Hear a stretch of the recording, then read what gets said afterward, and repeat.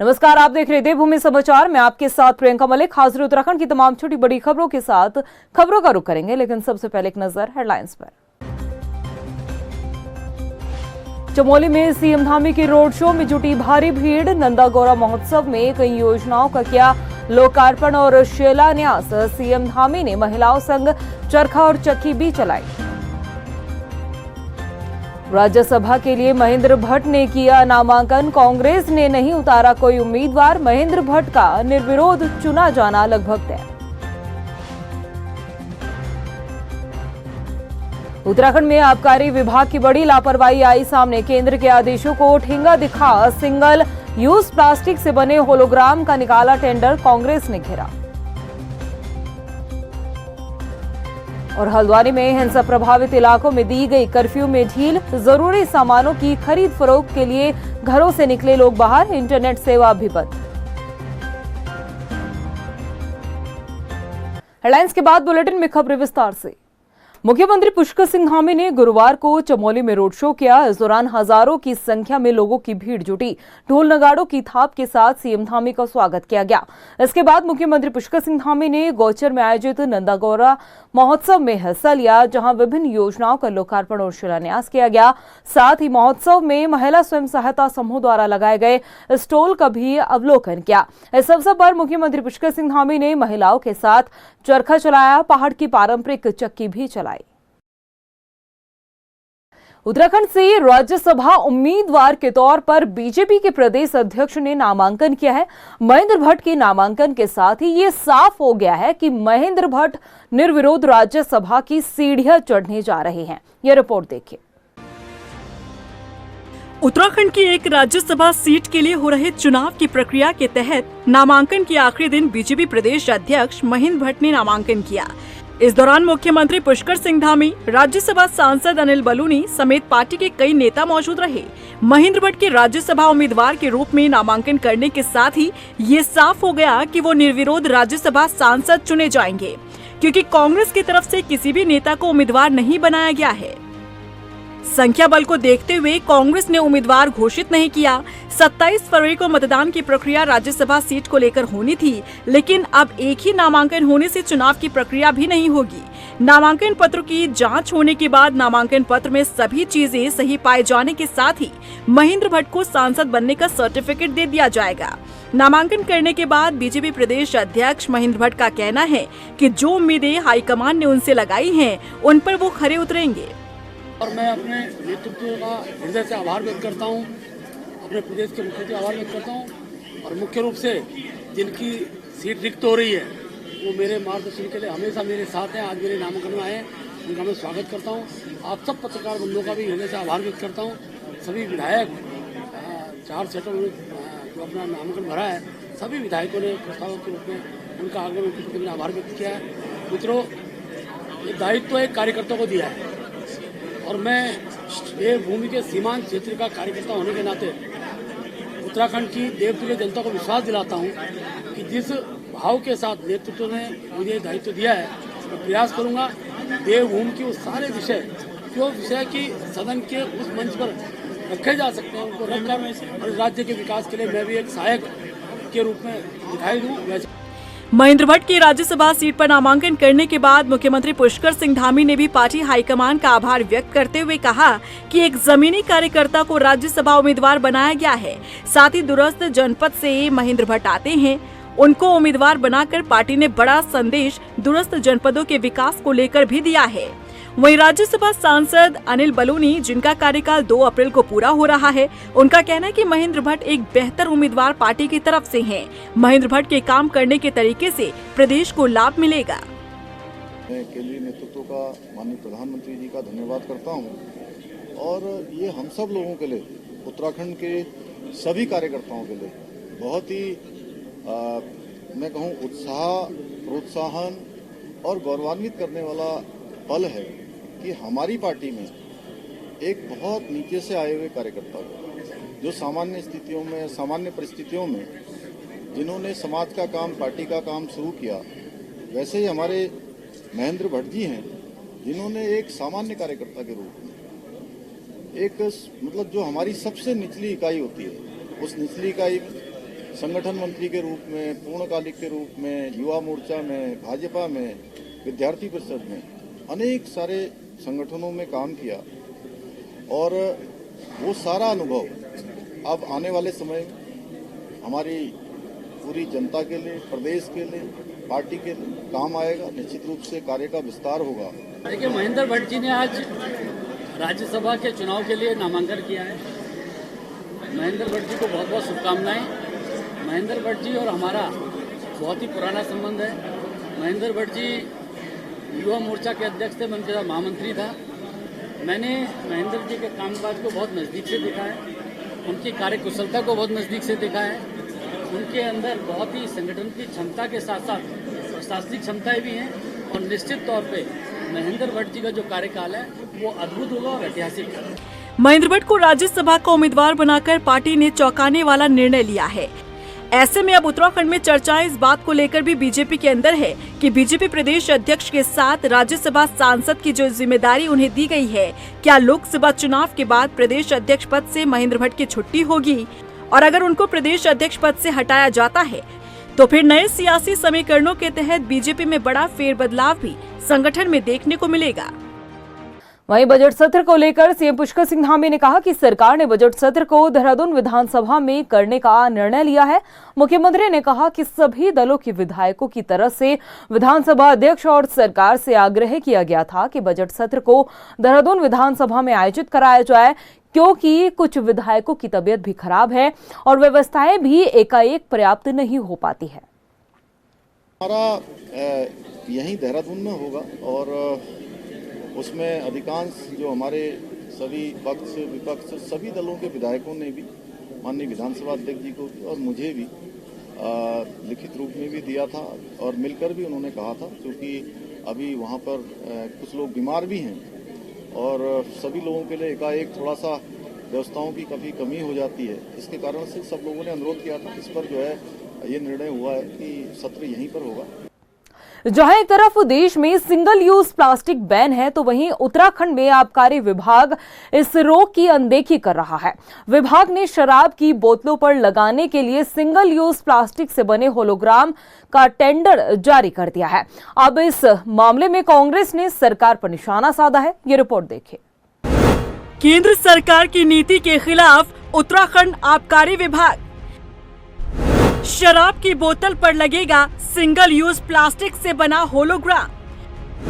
कांग्रेस ने विभाग की मंशा पर खड़े किए सवाल। 150 करोड़ होलोग्राम के लिए निकाला गया टेंडर। उत्तराखंड में पीएम मोदी के निर्देश का नहीं दिखा असर। देश के प्रधानमंत्री नरेंद्र मोदी ने आम जनता से सिंगल यूज प्लास्टिक से देश को मुक्ति दिलाने की अपील की थी, ताकि इससे होने वाले प्रदूषण से देश को बचाया जा सके। लेकिन लगता है कि केंद्र सरकार के इस निर्देश का उत्तराखंड के आबकारी विभाग पर कोई असर नहीं पड़ रहा, क्योंकि हाल ही में आबकारी विभाग ने जो फैसला लिया है वो पीएम मोदी की अपील की अवहेलना करने जैसा है। दरअसल विभाग ने शराब की बोतल पर लगने वाले होलोग्राम के लिए टेंडर निकाला है और ये सिंगल यूज प्लास्टिक से बना 150 करोड़ होलोग्राम होगा। यानी कि एक तरफ केंद्र की सरकार ने सिंगल यूज प्लास्टिक बैन किया है, तो वहीं उत्तराखंड में आबकारी विभाग सिंगल यूज प्लास्टिक से 150 करोड़ होलोग्राम बनाने के लिए टेंडर निकाल चुका है। विभाग के इस कदम का मुख्य विपक्षी दल कांग्रेस ने विरोध किया है और सरकार की मंशा पर सवाल खड़े किए हैं। सिंगल यूज प्लास्टिक को लेकर प्रधानमंत्री ने जो निर्देश दिए थे लाल किला की प्राचीर से, उसका आप उल्लंघन कर रहे हैं। आपने एक टेंडर किया है जिसमें 150 करोड़ प्लास्टिक होलोग्राम्स अब दारू की बोतलों में लगाए जाएंगे, जो हमारे पर्यावरण का नुकसान करेंगे। और पीएमओ के कहने के बावजूद भी आप उसका उत्तर सही से नहीं दे रहे हैं। इसमें कहीं ना कहीं बड़ी साजिश की बू आती है। उसके विषय में हम लोगों ने बात की है। 36 माइक्रोन के होलोग्राम सिंगल यूज प्लास्टिक के लगने वाले हैं, जो निश्चित ही निंदनीय है और उत्तराखंड के पर्यावरण को खराब करने वाला है। कांग्रेस नेता अभिनव थापर का कहना है कि केंद्र सरकार ने सिंगल यूज प्लास्टिक बैन किया है, लेकिन उत्तराखंड में सरकार इसका इस्तेमाल कर फायदा लेना चाहती है। एक्सपर्ट कमेटी कहती है कि जो प्लास्टिक्स बहुत छोटे हैं साइज में, उनको तो किसी भी तरीके से बैन करना पड़ेगा, क्योंकि वो एक तो वो उठाए नहीं जा सकते, नेकेड आई से दिखते नहीं है।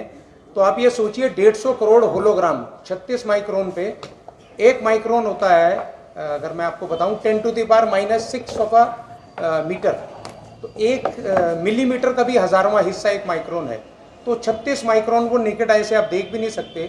उसके जब हमारे गंगा में, ग्लेशियर में, हिमालय में, इधर हरिद्वार में, चारों तरफ उत्तराखंड में 150 करोड़ लेवल जब ये फैलेंगे तो एक कितना बड़ा ये प्लास्टिक फुटप्रिंट छोड़ने वाले हैं। बता दें कि कांग्रेस 150 करोड़ होलोग्राम का टेंडर निकालने के बाद से ही इस फैसले का विरोध कर रही है। इस मामले पर राजनीति अपनी जगह है, लेकिन उत्तराखंड में पर्यावरण संरक्षण की चिंता अपनी जगह। कांग्रेस ने जिस तरह से इस मुद्दे को उठाया है, ये लाजमी भी है, क्योंकि जब केंद्र सरकार ने सिंगल यूज प्लास्टिक को बैन किया है, फिर उसी प्लास्टिक से 150 करोड़ होलोग्राम तैयार करने का फैसला आबकारी विभाग का कहीं न कहीं केंद्र सरकार के निर्देश के खिलाफ है।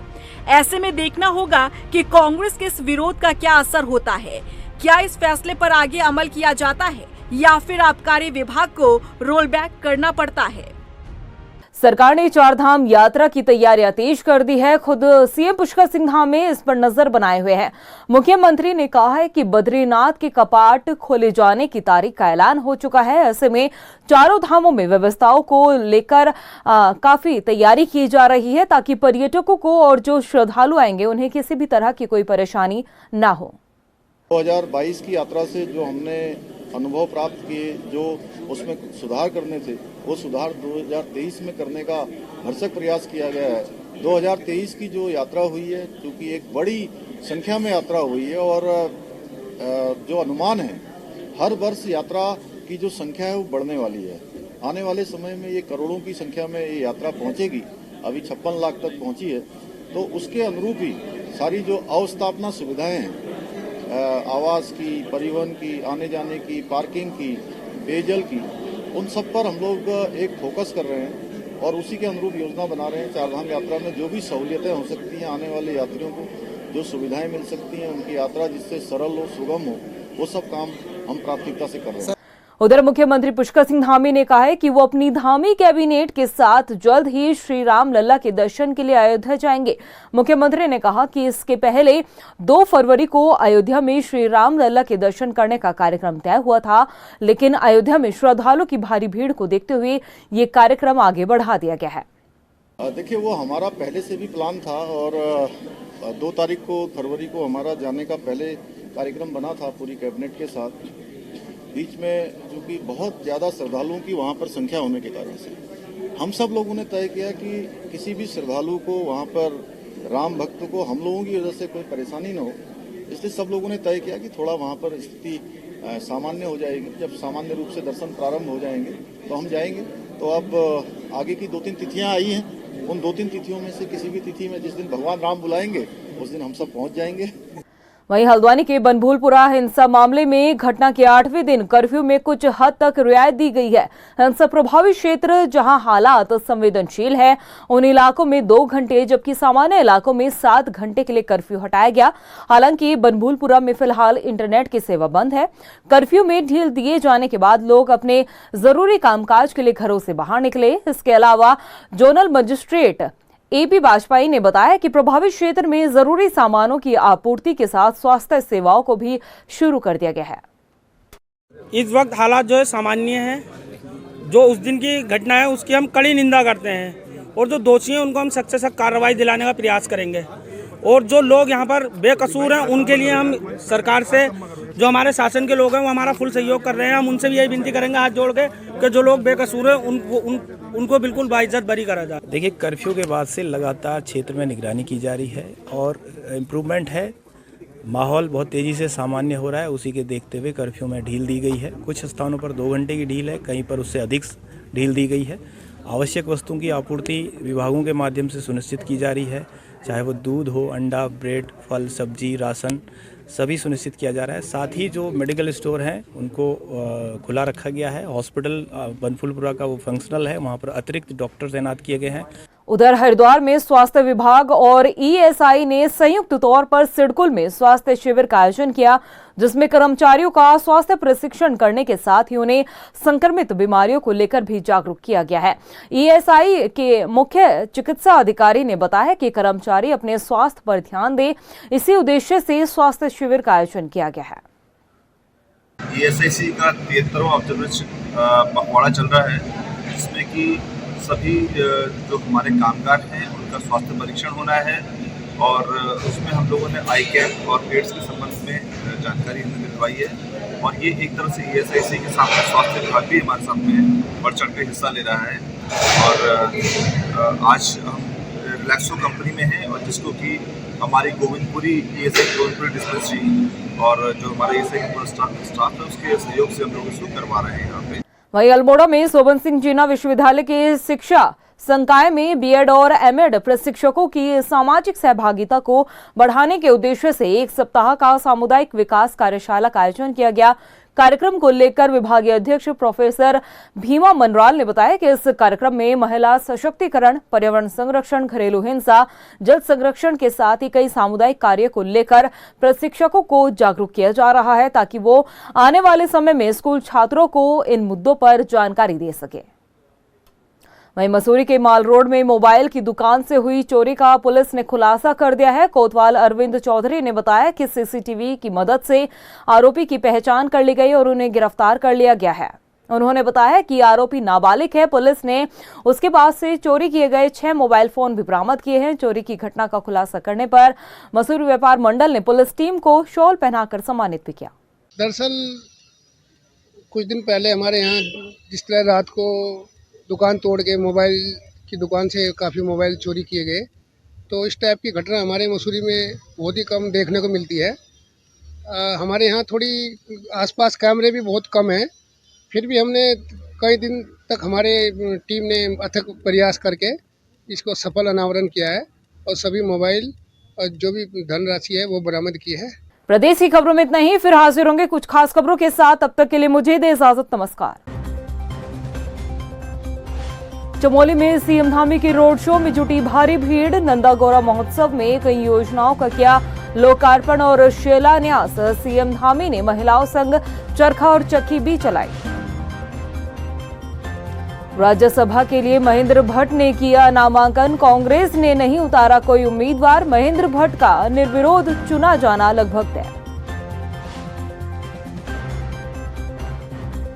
उत्तराखंड में आबकारी विभाग की बड़ी लापरवाही आई सामने। केंद्र के आदेशों को ठेंगा दिखा सिंगल यूज प्लास्टिक से बने होलोग्राम का निकाला टेंडर, कांग्रेस ने घेरा। और हल्द्वानी में हिंसा प्रभावित इलाकों में दी गई कर्फ्यू में ढील। जरूरी सामानों की खरीद फरोख्त के लिए घरों से निकले लोग बाहर। इंटरनेट सेवा भी बंद।